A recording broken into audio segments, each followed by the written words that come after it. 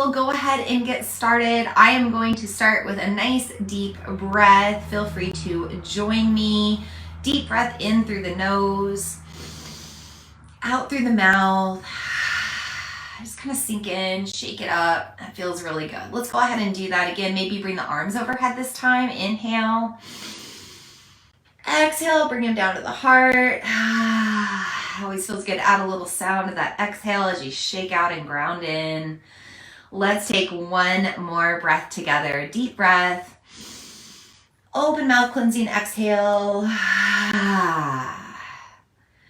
Welcome to our virtual new moon circle honoring this eclipsed dark moon in Taurus, just on the rise now. The moon has officially moved into Taurus and the eclipse will be happening tomorrow afternoon. The peak of the new moon will be happening tomorrow afternoon, but I will be traveling tomorrow and will not be able to do the moon circle then. So we are meeting one day early. So if you're catching the replay because you missed the live, no worries. I'm just here a day early. And on that note, I want to let you know that our full moon circle will also be one day early this month, just due to me hosting a yoga nidra at the Mother Moon Yoga Studio on Monday, May 16th, on the full moon day. So we'll be meeting for our virtual full moon circle honoring the full moon and total lunar eclipse in Scorpio on May 15th at 7:30 p.m. Central Time here on the Vina Lene Facebook page. If you're tuning in live or if you're catching the replay, that's where we host the live circles. But tonight we are talking all about the new moon in Taurus. So tonight we'll talk about new moons and what they are, what new moon energy means, how it affects us. We'll also talk about eclipses, in particular solar eclipses, because we have a partial solar eclipse with this new moon. We'll talk about Taurus season. We have moved into the season of the cosmic bull, and we'll talk a little bit about how Taurus energy is affecting this new moon, as both the sun and the moon are in Taurus right now. We will talk about Vedic astrology tonight. I'll talk about the Vedic astrology of this moon, and we're also going to talk about some other planetary alignments. So I hope that you are looking forward to learning all about the moon with me tonight. If this is your first time tuning in, I invite you to get cozy, get settled in. If this is your umpteenth time tuning in, welcome back. Let's get started. Let's start talking about the moon. So every 29 and a half days or so, the moon makes a cyclical journey and starts over in its cycle again. So we are at the new moon phase. This means that our moon is at the beginning of its next lunar journey, its next 29 and a half days. And it's a time when there's more darkness outside here on planet Earth. So if you were thinking about how things all align here, imagine me, my earthly human self, being Earth. And then imagine the sun over here off to the side shining down. Now in between the sun and me, the Earth right now, is the moon. And that's why it's dark right now on the Earth, because the moon is actually blocking the light of the sun. Now this doesn't always perfectly align every month, and it's rare that it actually does align perfectly. When it does align more closely together, the sun and the moon, when they align more closely together, we experience an eclipse. And tomorrow, that's exactly what's going to happen as we experience a partial solar eclipse, meaning that depending on the angle of the sun and the moon and how close together they are, how many degrees they are within one another, we're going to see a solar eclipse, a partial one, at least on the southern parts of this planet in South America and Antarctica. Now, even though we don't see the partial solar eclipse here in North America, if you're here with me up here on the other side of the planet, we are still going to affect that, feel the effects of that energy, because the moon is always impacting our energy. The moon affects Earth's gravity. And we are impacted by that gravity, both physically and energetically. So of course, when we're in a new moon and gravity is stronger on Earth, we feel a little bit more grounded. But when that eclipse comes in, we might feel a sudden shift in our energy. So we might feel a little uplifted for a moment and then back down to the ground. We might feel a little spacey during that eclipse time. We might feel distracted. We might feel over emotional. You know, think about the way that nature reacts whenever there's an eclipse, or think about our primal selves. I always talk about the primal self because we still have a primal brain, right? This prefrontal cortex of our brain is a primal brain, and it has primal responses. In particular, when things are scary or when we have fear-induced energy, we're going to have a fear-induced response like fight, flight, or freeze.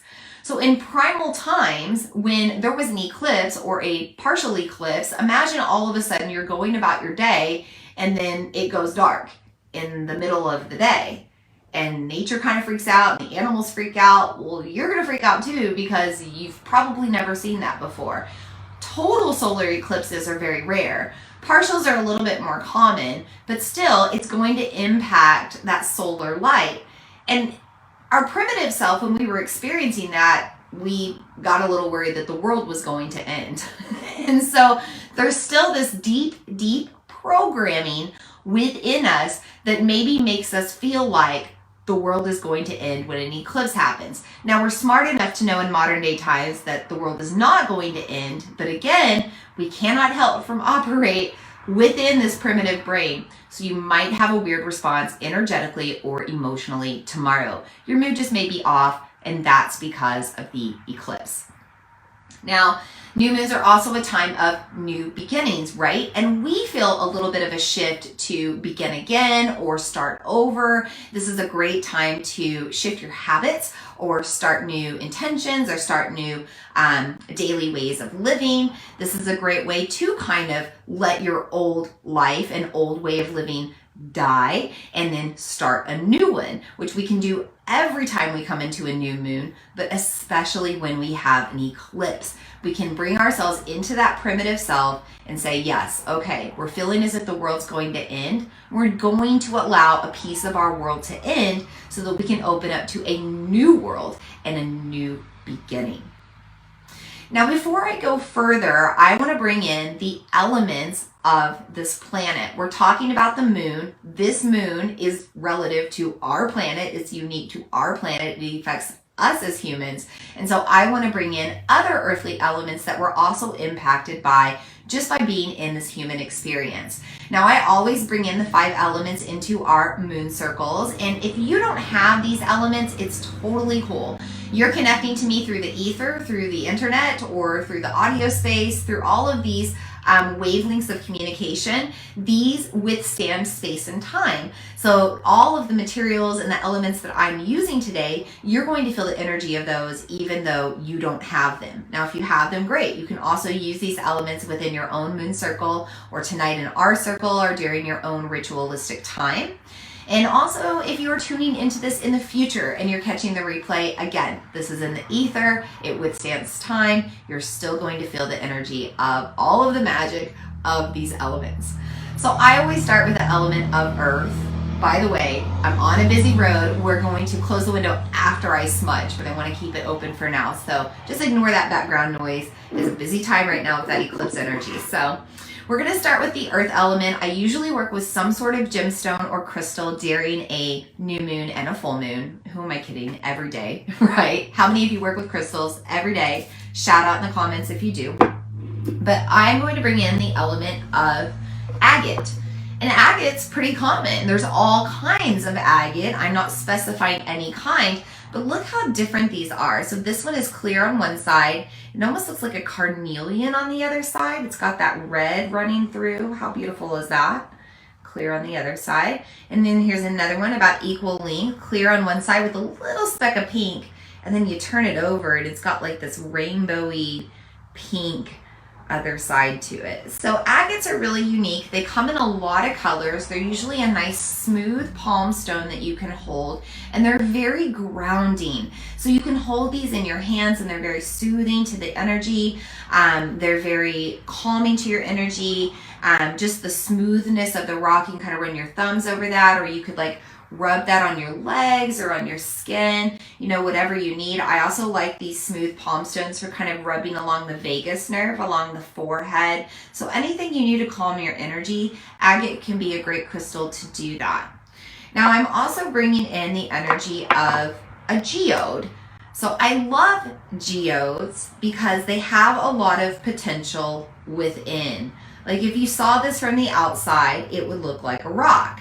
But then you bust it open, and on the inside, it's got this beautiful collection of crystals. And this one's got like a little pearl egg in it. And I love this one because it reminds me of the womb space and the potential within our energetic wombs, our fertile wombs, our cosmic wombs. All of that potential resides within. And that's going with the theme of this circle tonight. So feel free to work with geodes tonight as well. And then if you're looking to do deep work, if you're trying to break cycles, if you're trying to really let go and evolve and shift your energy, I highly suggest working with obsidian. So this is black obsidian, very shiny, and this one's actually got a little thumb, like kind of a thumb place in it that I like to hold. And this is sharp, so this isn't smooth like the agate, smooth and nurturing and calming. This is sharp and jagged. Depending how I hold it, it's not comfortable. And obsidian is a pretty potent crystal. It's not a very comfortable crystal to usually work with. So if you're ready to get comfortable with the uncomfortable, dive into the Shadowlands, really break karmic cycles, really shift your energy and evolve, you might want to work with this. But if you're not ready for that, that's okay too. It's just a suggestion. Maybe you go back to working with geodes or with agate. Now the other earth element I always bring in is some sort of smudging material. I'm just using up every moon circle lately. I've been using up this kind of pile of smudge that fell apart. It was a smudging stick of white sage. I do not like to be wasteful with my smudge, so I use every single piece that I can. And you know, this energy of this moon is in the energy of Taurus. I'm being a little repetitive with my words tonight, guys. I apologize. But yes, we are in the energy of Taurus, which is known as the cosmic bull, but is also symbolized by Mother Earth herself. So this is a moon where we want to think about sustainability. We want to think about living in cohesiveness with our planet, in alignment with our planet, taking care of our planet. And that means being ethical and sustainable with our smudging materials as well. There's two sides of the fence about using white sage. I will start with a little note that I am Native American. I am Choctaw and Creek. I have been using smudge before smudging was cool. I have saged for a long time using white sage, and I've never used it for cultural appropriation. There is always a pure intention when I am burning white sage. I also ethically source my white sage, so I know it's coming from a pure place with pure intentions, and it's not being stolen off of tribal land. So you want to take these things into consideration when you're using smudging materials. You do not have to use sage. You could use cinnamon sticks or dried lavender, dried chamomile.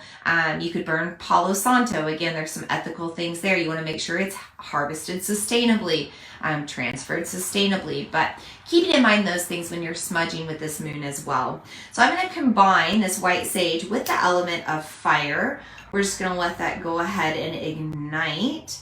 And this is going to bring in a purifying smoke. You can see that smoke starting to rise up now.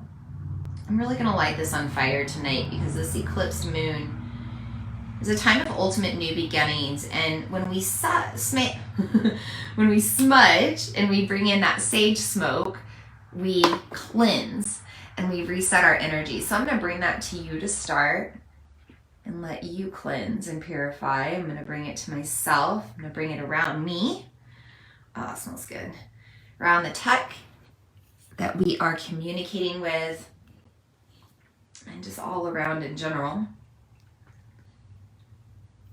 And smoke, or the element of wind, helps us to see the other side. It helps us to see that there's more than what meets the eye. Look at that smoke go, showing you now. And you know, new moons are a time when we turn within, when we connect to the other sides, when we listen to our inner ear, when we connect to our guides, our ancestors, our angels, whatever you want to call that source consciousness energy. And so we bring in the element of wind to help us connect to wherever we need to go. So I'm just going to let that continue to burn. It's almost done now. It's always good to let the smoke just burn out until it's done. And if you are smudging, make sure you have a window open. I mentioned the noise earlier. So everything can leave. All the negative energy can leave. All the negative stuff can leave with the smoke out in the air. And it's funny, you can kind of watch where the smoke travels. It keeps going back to the tech and back to me, and I just let it class. So I'm not surprised that I need to like cleanse a little bit, and our tech needs to cleanse. It's all been out and about in the public today. We're also going to bring in the element of water. I always suggest that you have water to drink, but also you can use the power of aromatherapy with essential oils. Essential oils are typically steam distilled, so they're in a water form. And I suggest working with grounding oils with this moon, in particular vetiver. I love vetiver. It smells like earth. It's a root oil that comes from Haiti, and it's a grounding oil. It helps us with sleep. It helps us with rest, and it helps us to calm our energy and calm our mind. So if you're having restless sleep, vetiver can help. You can just diffuse it, or you could dilute it with a carrier oil and put it on the bottoms of your feet or on your spine. So that's my first suggestion. If you need a stronger grounding oil, if you're just feeling really ungrounded right now, really watery, really emotional, you really need that earth energy to hold you and nurture you, I suggest working with myrrh. Myrrh is the oil of the mother. And we're coming up on Mother's Day next weekend in North America. Sometimes Taurus energy is referred to as Mother Earth, but sometimes it's referred to as the mother cow. In the Vedic world, in the Hindu world, the cow is a symbol of both like spirituality itself and purity itself, but also the mother and like the mother's milk and what she has to offer. Now, myrrh is a very, very potent oil. It's not only very concentrated, but it's also a potent blood thinner. So you don't want to use myrrh if you have any surgeries coming up or if you need to avoid blood thinners. In fact, I have hemophilia, so I never use myrrh topically. I do smell it though, and I'm not even going to take the lid off. I'm just going to kind of smell it from the bottle. Myrrh also kind of reminds me of the smell of leather. So relating to that Taurus bull cow energy, myrrh is a nice oil to use to bring in that energy as well. Now, finally, I suggest working with vanilla, and I have pure Madagascar vanilla here, and this is lovely to mix with either of those earth oils, by the way. If you mix vanilla with myrrh or vanilla with sandal oil or all three, it's going to smell absolutely divine wherever you diffuse that. But vanilla is really good to uplift your mood and also help to regulate your emotions and regulate your energetic flow.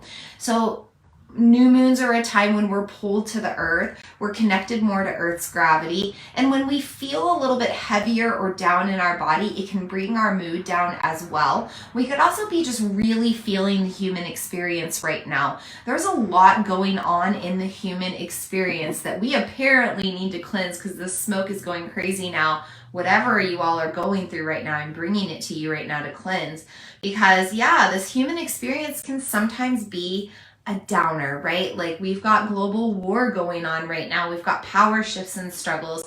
We've got global illness. We've got a lot of stress and anxiety and depression and a lot of death. And I think that this is a time that we need to, become aware of the emotions that we're experiencing, but also embrace the potential of emotional alchemy, meaning that you can feel the emotion or you can feel the experience, but then you can really gain back your power on how you continue to react to it. So vanilla can be great to diffuse. It can be great to literally put right on you diluted. It's going to help uplift your frequency and boost your mood. Smoke's getting to me. Sorry, I'm going to take a drink of water real quick.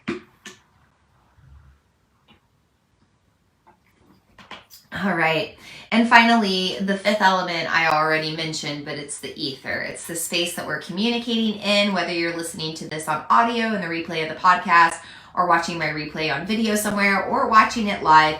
We are connecting through the interwebs, the metaverse, whatever you want to call it. And this is a space that is so magical because it withstands space and time. So with that, we have our 5 elements, and I always bring in the guides and guardians of the 5 directions as well. So if you'd like to, you can join me in this prayer. I'm going to begin with a deep breath.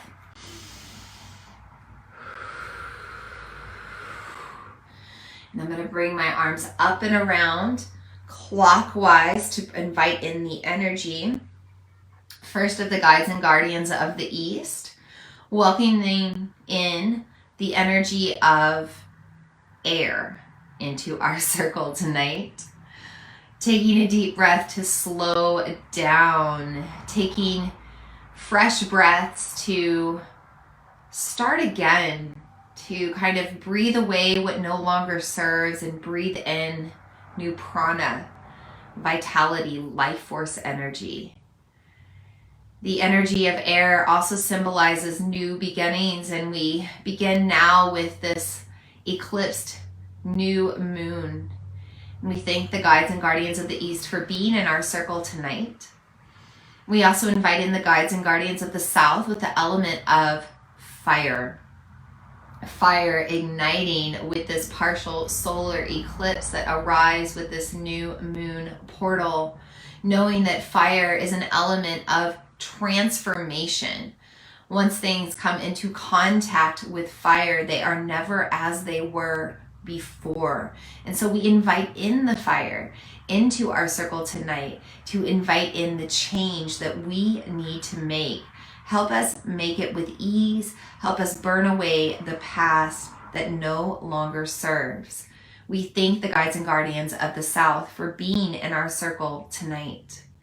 We also invite in the guides and guardians of the West with their element of water, purifying water, helping us to find our present moment in time, flowing between past, present, future. We always remember to honor the stillness of the now, of the here.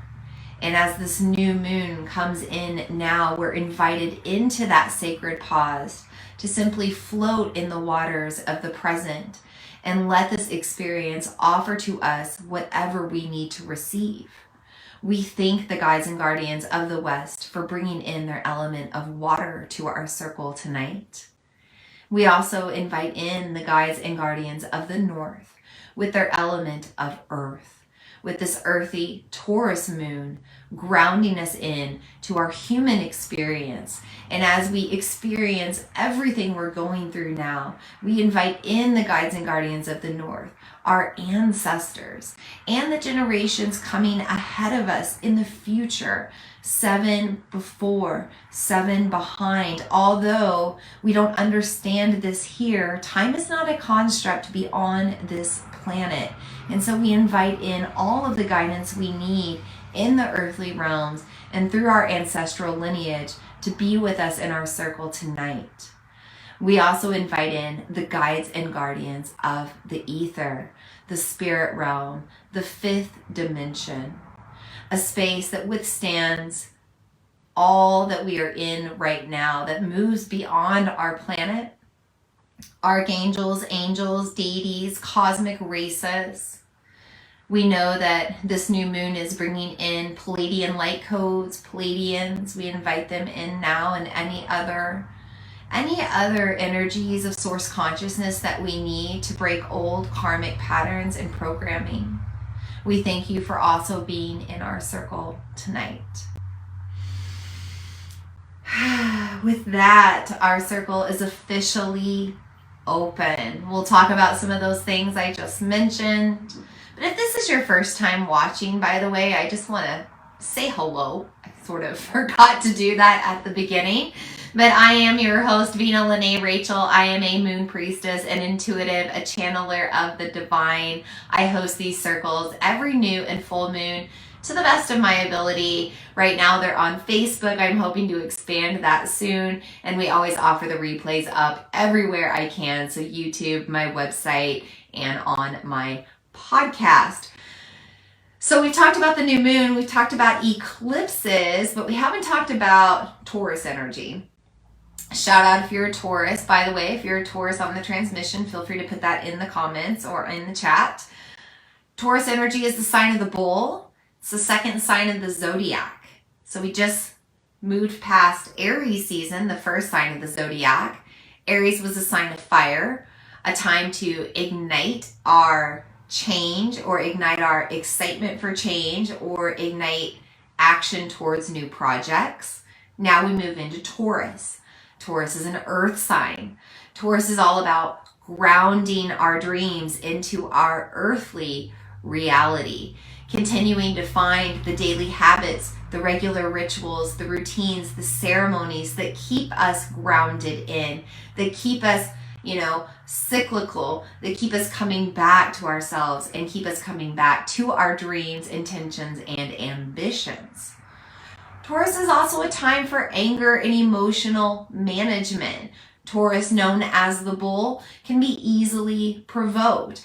Aries is a sign of fire, also easily provoked. We're still working on that. As far as the zodiac goes, we're still in the childlike stage of the zodiac. So this is a time when you might be throwing some temper tantrums. You might be easily angered or easily provoked right now. All of it is completely normal. In fact, I blew up on my husband today. You blew up on me very briefly, but it happened, because just sometimes the tension becomes too much. So if you're feeling easily kind of triggered right now, or triggered, allow yourself to express that emotion if you need to, but be careful about how you do it. Sometimes the bull can be the bull in a china shop, create a lot of destruction and damage. So you want to be careful with that. If you're feeling like you might rage out or react and respond in a way that's not of your higher self, you might want to spend this time in isolation or processing in a different way, going through what I call healthy rage or sacred rage practices. Go scream in a field, go say what you need to, screaming into your car or a pillow, go break something if you can and safely in a safe space, or go shoot a gun or throw an axe or stomp your feet or bang your head to some heavy metal, or do whatever you need to do to move the angst and the frustration through. Because when you learn to do that, when you find sacred rage practices, when you find ways for emotional management, you don't go into that primal reactive way as much as you did before. This particular Taurus moon brings us an eclipse. Now, anytime we have an eclipse, we are being given a second chance or a new opportunity to react in a different way. So you're being triggered right now, you're being provoked right now because you're being spiritually tested in a way. This is a time for you to really notice and become aware of how you respond. Now here in a few days, here on the 10th of May, Mercury goes into retrograde. So we're also going to have to be aware of how we're responding, how we're listening, how we're processing, reacting, communicating. So we might as well get used to it now and start practicing with this new moon in Taurus, bringing in this eclipse. Now, I mentioned that eclipses are a time of things coming back around, just like the new moon. Anytime we're in solar eclipse energy, we might be experiencing the same thing happening over again, like having a little deja vu. We might have people from the past come back up. We might have just emotions, memories, moods, things of the past like that coming back up. There can be a lot of triggers right now. This is because we have the free will to respond in the way that we've always responded, and therefore we will continue to be dished out that same lesson. Or we can say, you know what? I've kind of had enough of this lesson. I kind of want to learn a new lesson. So it's time to respond in a different way. And no choice is wrong or right. We are just in this human experience. Our spirit is going through it, and we're deciding when we're ready to up level. So I was just talking with a client the other day because he's a Pisces, and I asked him if he'd been having more vivid dreams than normal because Pisces is influencing us right now. I'll talk about that in a moment. But he said, yeah, I've been having these really weird dreams, like all of a sudden in the past week or two, which makes sense because Pisces has been conjunct with, or sorry, Jupiter and Neptune have been conjunct in Pisces since March 27th. But he said, I've been having the same few dreams over and over for the past like 20 or 30 years. And they always get up to a certain point and then they stop and I wake up. And he said, all of a sudden now in the past week or two, I'm being given an opportunity to continue the dreams. Like I'm getting a part 2 where I don't wake up and I can continue to go forward. And he goes, but every time I do, I decide to wake myself up because I can't decide if I want to move forward and like see what happens, because part of me is still kind of scared and wants to stay in the comfortable. And that is like the perfect depiction of what it's like to go through eclipse season. So this isn't the only eclipse we're going to go through. We're going to have one now. We're going to have a total lunar eclipse with the full moon May 16th in Scorpio, and we're going to have more eclipses within this year. So we're not done yet. We might have the opportunity to move forward now, but we're not ready yet. So we wait and we stay where we are. We stay in part 1, chapter 1, and maybe chapter 2 comes back around again at some other point, and we decide then if we're ready to turn the page or not. Okay. So new moons in Taurus, emotional management, emotional alchemy, sacred rage, healthy rage, anger management, processing stuck energy so your chakras are flowing, so you're still meeting the intentions of your heart, so you're still working to ground into this human experience and up level it and really start creating your earthly human reality. Now remember that everything is reactive, right? So for every reaction, there will be an equal or opposite reaction. This isn't just about how we ground in and live our own personal lives. This is how we're living on this earthly planet amongst all of us humans, amongst all of us living things, amongst all of us as a collective. We have to start tuning into that right now as well.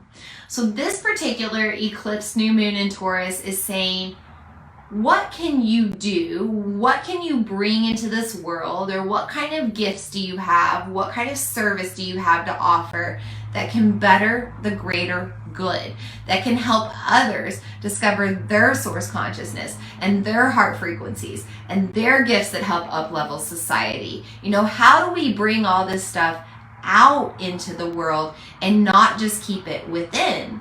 A lot of times Taurus season is about keeping it within, but not when an eclipse comes along, especially a solar eclipse. Solar energy is in your solar plexus. It's about taking action. It's about having confidence, willpower, and to really display it into the external world.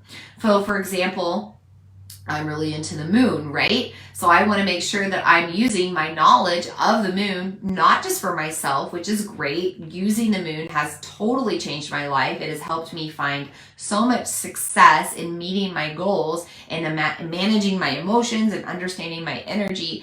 But I've also not kept this a secret, right? Like I'm here in this public transmission with you talking about the moon because I know that you will benefit from this information and that it will help you become a better person. And then you're probably going to go spread that to others as well, right? So it's all connected right now. And we really have to look at that and look at how we're not only taking care of ourselves, responding to ourselves, letting ourselves come through, but also how we're letting ourselves shine to the external world.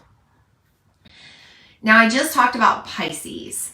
Jupiter and Neptune have been in conjunction in Pisces since March 27th, and they're going to be here until the end of May. I think it's May 27th when they move out of this alignment. This has not happened for 166 years. This means that Pisces, the sign of the fish, the sign of the dreamer, the sign of the creative, the artist, is being ruled by its ruling planet Neptune, the planet of dreams, the planet of artistic expression, the planet of illusion. We're also being ruled by Jupiter, the planet of joy, fortune, love, expansion, growth, positivity. In other words, we are in a portal to believe in our dreams, to get creative, to get artistic, and to share it into the world with such confidence that the world has no choice but to support us along the way.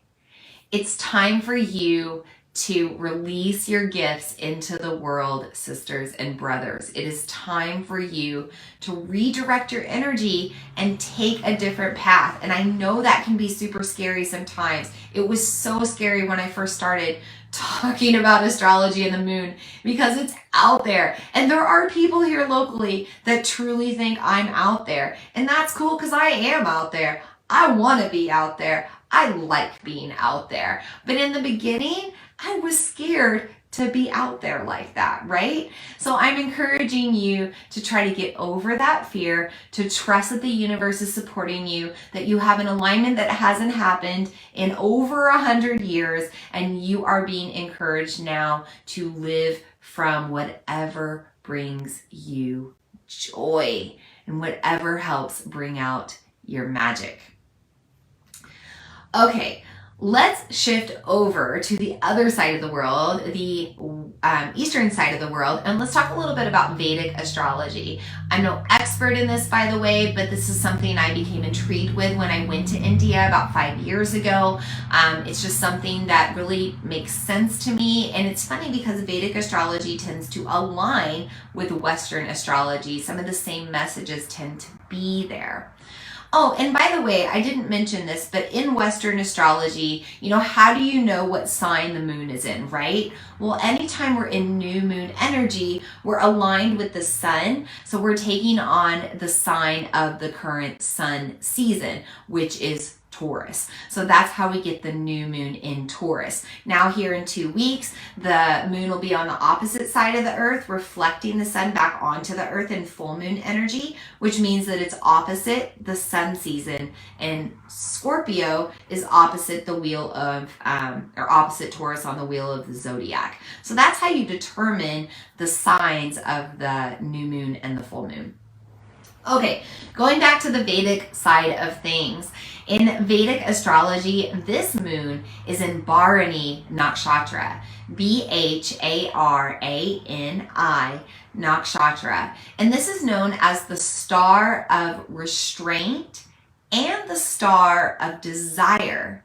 So it's represented by a yoni, or a womb space, or the vagina, or sexuality, or fertility, or creativity, or Shakti. And really Shakti is what it's representing more than anything else. And Shakti is divine, creative, feminine energy, but it's just the energy it's the energy of the inside of the creation, right? So we have everything conceived and growing and forming on the inside, and then it's birthed out into the world. And so this is why we have this energy residing here when we talk about both restraint and desire. So this is a time when we are in our desires. We actually might be a little bit more elevated to be leaning towards addiction or things that take away our energy, or ways that we process our emotions and our anger in an unhealthy way. So you want to be aware of that right now, because the other thing is, with that being an eclipsed moon in Bharani, eclipsed Bharani allows us to break that cycle. So I talked about using obsidian earlier if you're trying to break karmic cycles or unhealthy habits or really shift your energy. This moon or this lunar mansion is giving us the energy to really do that right now. This is also known as the star of restraint, in the sense of like restraining your energy. So a little bit of restraint and moderation in what you're taking in and how you're energetically exchanging, but also a little bit of restraint with your interaction with the external world. This is a time to turn within, to focus on yourself. New moons typically are always a time to turn within and focus on ourselves. This is the time to really become aware of your energy and your inner truth about where you actually are right now. You know, it's really easy to numb out and dissociate and avoid our truths, right? But when we actually come to terms of where we are and how we need to change, we feel much better about it in the long run. So right now, this eclipse is going to come in. It's going to bring some things back around from the past, and we're going to make a decision of whether we want to, start living out of our truth and come to terms with our reality. Are we living in unhealthy ways? Are we living out of addiction? Are we distracted? Are we living out of our spiritual self or our more human egoic self? Come to terms with your truth and then give yourself permission to change from there. We also have to have that desire to change, right? The star of desire. This is the star of opportunity where we can change, evolve, grow, or shift if we really want to, but we have to have that desire. It can't come from the external world. It can't come from anybody else. You can't change for your spouse, for your kids, for your parents, for your friends. You cannot change for anybody but yourself. You have to want that change from within in order for it to really happen. Now, Bharani Nakshatra is ruled by Lord Yama. Lord Yama is the god of restraint. In yoga, we talk about the yamas and the niyamas. Yamas are personal ethics that we live by to live a spiritual lifestyle or a yogic lifestyle. So Lord Yama is coming in now to say, hey, where do you need to practice a little bit of restraint? Where do you need to pay attention to how you're living your life and how you're exchanging your energy with the external world? So this might be a great moon to go visit those yamas of Patanjali's Yoga Sutras, the 5 yamas, or you may just want to start thinking about how you can live more out of a more spiritual self instead of that human self. So I myself personally, up until very recently, up until maybe like a couple of weeks ago, I have felt very just kind of sluggish and not in my most spiritual self. I've been more easily triggered. I've not been meditating every day. I've not been finding my gratitude practice every day. There's just been some things that I've been bringing, like I've been allowing anxiety to creep in a little bit more. And very recently, I really came to terms with that truth. And I realized that I was very out of alignment and that I needed to get back into things and ground back in. So I started with looking at myself and deciding how I interact with myself, how I restrain within myself, and then now I'm allowing that to go out into my external world. So this is a time for you to look at yourself, to pause, to reflect. We're not judging, by the way. We're just becoming aware, and then we're setting the intention for change. So that's all I really have to say about the Vedic side of things. I will say there is an auspicious state coming in on May 3rd. May 3rd will be a very particularly lucky day. It's a very good day and fortunate day to make investments or to go after your projects and goals, or maybe just to make big shifts. In the numerology world, 5/5, May 5th will also be coming up soon, and that's a time for us to pay attention to growth, abundance, fortune, and money as well. Now, one thing you want to pay attention to right now, literally today, April 29th, through May 1st, through this lunar portal, is the energy of Venus. So Taurus is ruled by the planet Venus, the planet of love, pleasure, sexuality, how we relate to others romantically, our friendships. It's the planet of artistic expression and aesthetic and beauty. So all of these energies are influenced right now or exalted right now with this new moon in Taurus. But then we also have to consider the alignment in the cosmos. Venus is actually within 1 degree of Jupiter right now. So anytime that planets are within 1 degree of one another, we have what's called a planetary war. And we just got over a major Graha Yuddha planetary war with Mars and Venus. Well, now we have one with Jupiter and Venus.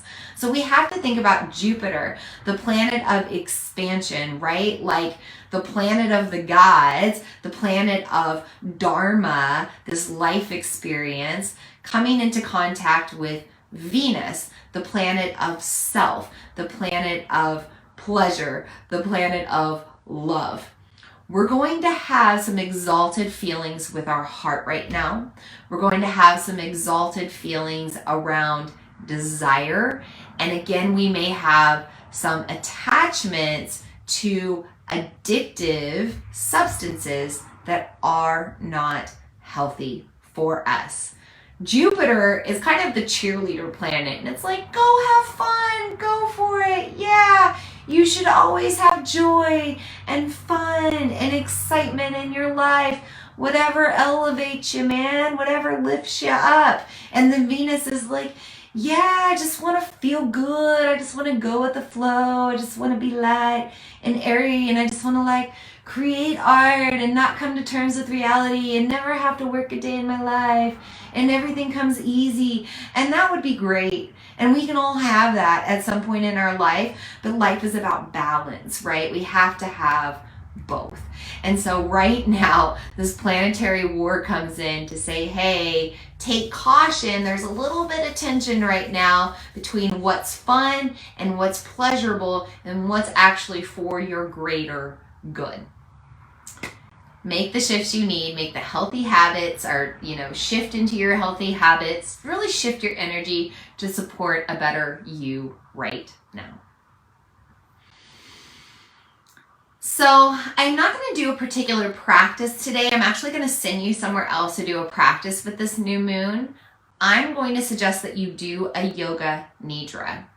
Anytime you do a sleep yoga practice, you go into a form of hypnosis that really grounds you to the earth, that really opens up your root chakra, and it gives you the opportunity to create your new earthly reality.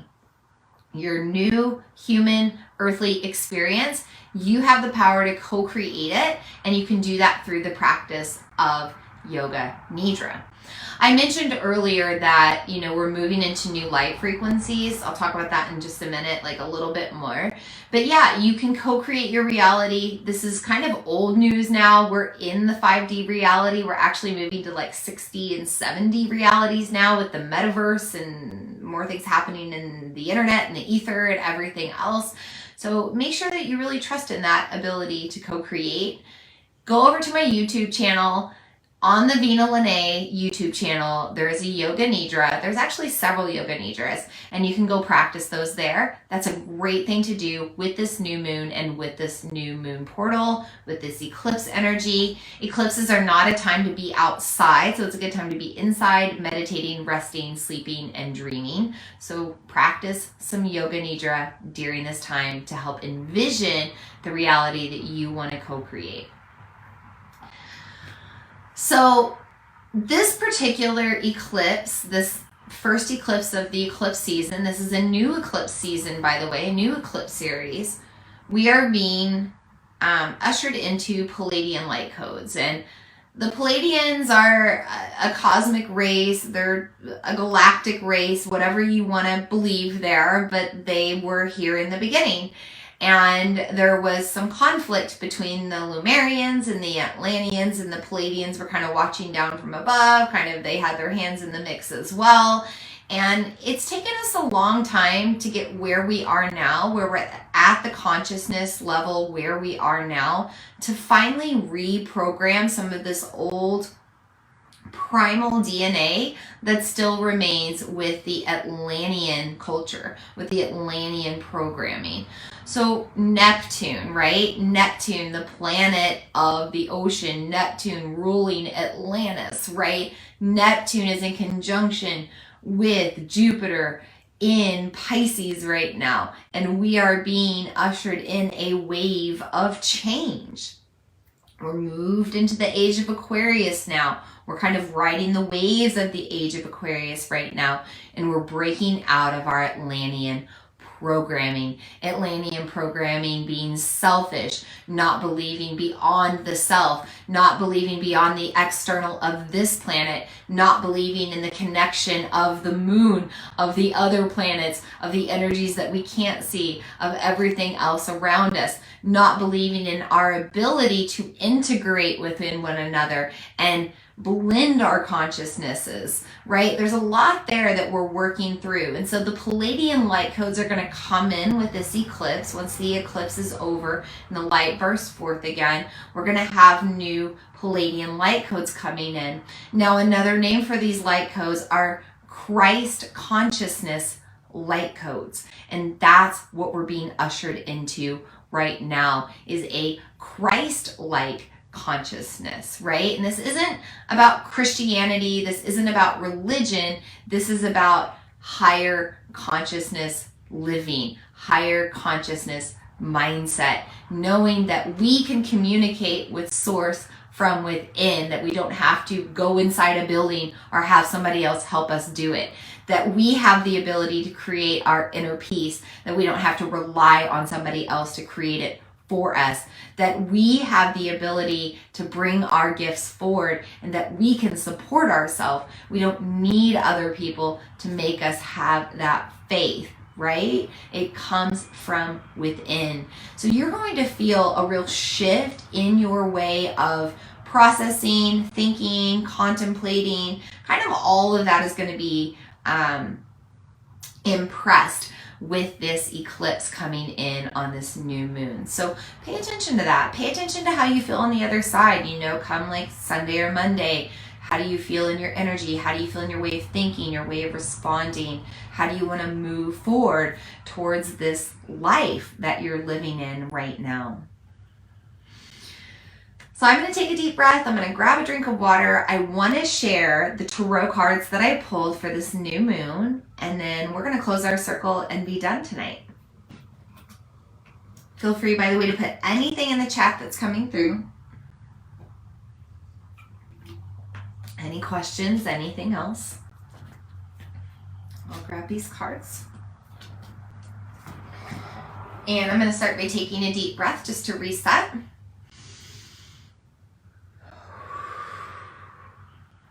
Calling on the power of the cards to bring us the messages that we need to hear right now. We thank the cards for being in our circle tonight. And we thank you for what they have to offer us. Tonight I'm pulling cards from the Crystal Power Tarot by Jane Wallace. I felt a need to use crystal tarot cards because we're in this Taurus earth energy, and this is an energy of magic right now, and it's all about believing in the potential of magic. And crystals represent potential, right? Like all of this magical energy that comes into concentrated form that over a long period of time forms something very beautiful under the pressure. So these cards will have crystal suggestions as well. For the past card, I pulled the King of Wands, which says, I am successful in all I do. And again, I just mentioned this, right? Like we can co-create our reality. It's old news. This is our past card. The King of Wands does co-create his reality. He just rules with confidence. Look at all this yellow. There's a lot of fire and sunflowers representing solar plexus energy. And kind of have this gateway portal behind to the universe. A little bit of space in the background saying, yeah, I'm the co-creator of my universe. I'm able to bring forward whatever I desire, whatever I'm on fire for. And the wands also represent that alchemy, right? That belief that you're in charge, that you're in control to react in a different way. So the King of Wands comes in tonight to say, have faith. You are supported in your ventures. You can move forward and create whatever life you choose. The universe has your back right now. This card also suggests working with yellow calcite. Yellow calcite is a great stone for working with your solar plexus to help ignite that willpower and that confidence and to take action on what you're trying to bring forward into the world. For the present card, I pulled the Six of Pentacles, which says I give and receive for the universal good. So anytime we pull pentacles, this is a sign of fortune and abundance, maybe money as well. And anytime we pull the number 6, we're being reminded of community. This is a 6 year, 2022, 2 plus 2 plus 2 is 6. And 6 in numerology stands for community. This is about also sharing our gifts. 6 is the sign of magic. So we have this magic within. We have these gifts within that we can bring out into the world now, into the external, into the community. And the universe is going to support us to continue to do this because this helps us feel balanced because we're living out of our magic, our gifts, our truths, but also doing this balances society. The more that we live out of our beliefs and our truth, the more the collective does as well.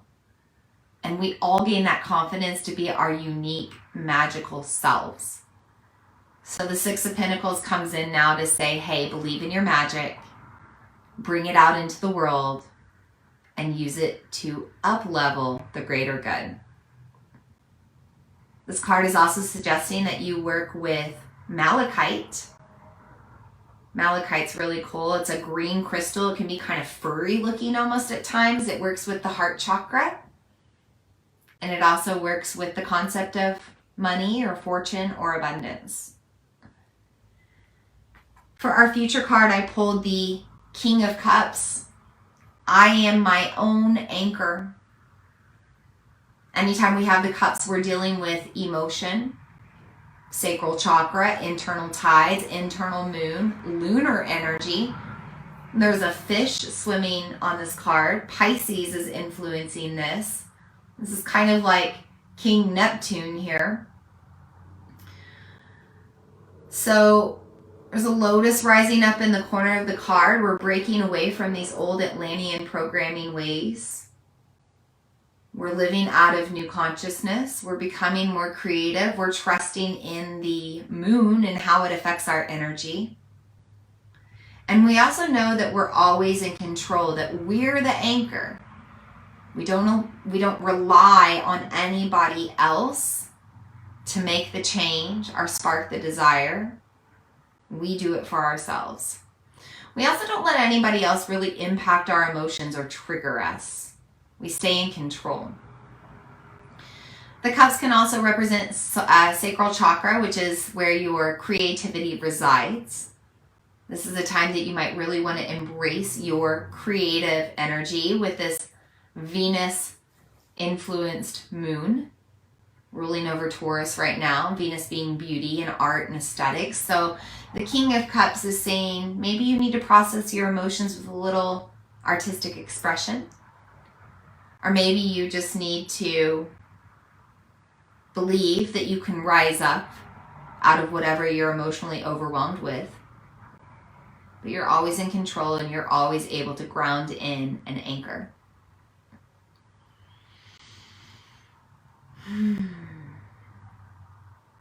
So that's what I have for you tonight, loves. I just want to thank you for tuning in to our circle tonight, for learning a little bit about the moon, for taking time to understand what's going on around you and maybe what's going on within you as well. As I mentioned before, we'll meet again with the full moon on May 15th, 7:30 Central Time. You can also catch the replay of this moon circle if you happen to miss pieces of it. Thanks for sticking with my stuttering words tonight. I'm leaving for vacation tomorrow and I just have anxiety. I know that's all it is, just anxiety. But I'm my own anchor, as the King of Cups says. This is the first time that I've ever decided to just do things differently and not have a workload to worry about, not have any stress, to just go into the vacation with like ease, which is nice. And I'm feeling really good about it. But there's also this little piece of my energy and my old programming that's going like, wait a minute, we don't normally act this way. This is weird. And then my energy is showing up weird as a result. So I'm sending you so many blessings as you journey through this eclipse portal over the weekend, as you journey through this Graha Yuddha between Jupiter and Venus. Beltane is May 1st. Beltane is a Celtic high holiday of fertility and sexiness and creativity. So use this sexy Taurus Venus ruled moon to get creative, to ground into your dreams, to believe in their fertility, to believe in your ability to conceive whatever you desire and co-create your reality. It will happen if you believe it to be so. I'm going to seal our circle, releasing the guides and guardians of the 5 directions. Again, if you have anything else you want to share in the comments, feel free to put it in now. I'll answer it before we close. Otherwise, I'm going to take a deep breath. I'm going to start by releasing the guides and guardians of the spirit realm, the 5th element, the ether. Everything watching down on us from other realms, from above, from beyond this planet. We thank you for your guidance. We thank you for the way that you nudge us and show us signs. We thank you for igniting our intuition and psychic abilities. We thank the guides and guardians of the 5th element for being in our circle tonight. We also release the guides and guardians of the North, our ancestors, the generations behind us and ahead of us. All of the magic and elements of the earth, the concept of time itself, being thankful that we can be present, not pulled into those stories of the past or the future. We thank the guides and guardians of the North for being in our circle tonight. We also release the guides and guardians of the West with their element of water. Thanking the water for cleansing us, purifying us, helping us to begin again. Helping us to become more in control of our emotions, our internal waters. Finding more stability. We thank the guides and guardians of the West for being in our circle tonight. We also release the guides and guardians of the South with their element of fire. Transformative light, arriving with this eclipse new moon to help us make true change. Helping to highlight and shine light on any truths that we need to come to terms with. We thank the guides and guardians of the South for being in our circle tonight. And we also release the guides and guardians of the East with the element of air. Fresh breaths, new beginnings, purifying, cleansing smoke, deep sighs of relief to release tension and clear the mind. We see all of these benefits of air now. We invite them in and we thank the guides and guardians of the East for being in our circle tonight. And with that, our circle is complete. Risha says, with this type of eclipse, new moon, do we charge? It's not letting me read the rest of that, but I'm assuming you're asking if you charge water or crystals or anything like that, and the answer is no, you do not. You will also not do that with the full moon in Scorpio coming up on May 16th with that total lunar eclipse. So, I'm gonna pull back the reins, star of restraint. Woo, Barani. Let's pause. It's always up to you, right? Like, that's what eclipse season is about. It's free will. I'm going to ask you, do you need a reset? So do your crystals need a reset? If so, put them out with this eclipse. Put them out during the day with the solar eclipse, or put them out with the lunar eclipse on May 16th. If you need a reset, it's typically auspicious to be out underneath an eclipse, solar or lunar. However, if you need a reset, you're going to get out under that eclipse, because that's going to reprogram you and reset your energy.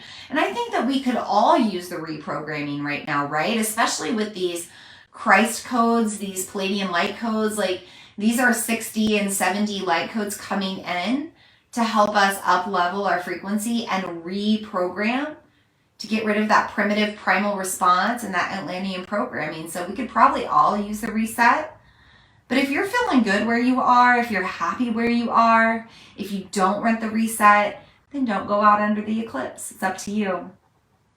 So in my own example, around this time last year, my husband and I were talking the big D.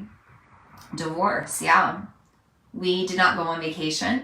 We did not go on our family vacation. In fact, we canceled it literally the day we were going to leave. We spent 2 hard weeks fighting, arguing, creating a lot of tension, really trying to figure out what we wanted to do. And luckily, on the other side of it, we're here. We're still married. We're still under the same roof. And we're leaving for family vacation tomorrow. And things are so good now. We're financially stable, something that we were not in a year ago. We're financially stable now. We're financially supported. My business is thriving. Our health is well. I was going through a pregnancy loss last year. So much is different. So much is different this year.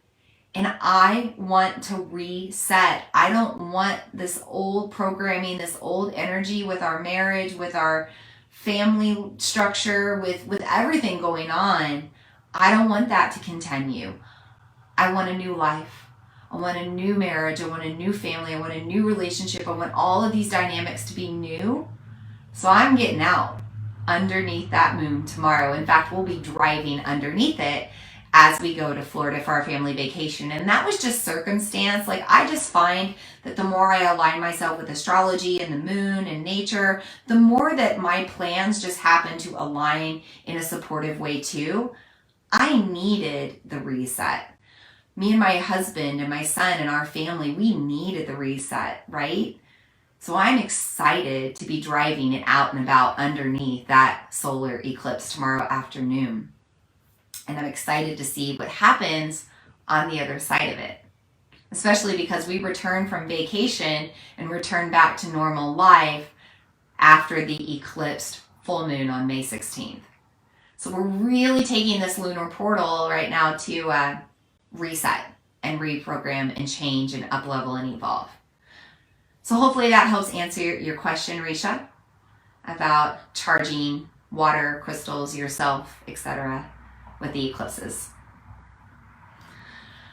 I don't see any other questions, so I'm going to sign off. I'm going to have a nice dinner with my husband, and we are going to get ready to pack up for this vacation, get a night's rest together, and get ready to leave tomorrow. But I am sending you so many blessings. I thank you for spending this time with me. I will be excited to hear your stories. As always, you can message me on social media or email me. Let me know how this moon is treating you, the eclipse, or anything else that you need to reach out to me for. I might be a little bit slower in responding to messages while I'm on family vacation, but I will get back to you when I can. But otherwise, I will see you with our next new moon circle, full moon circle, whichever one you want to join. The full moon will be on the 16th. The new moon will be on the 30th. New moon in Gemini coming next.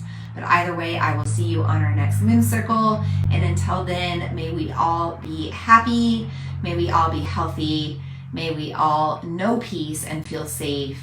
May we all feel loved and fortunate and abundant and supported, especially in our gifts and in the truth of who we are. And so it is, and so it is, and so it is. Blessed be, and namaste.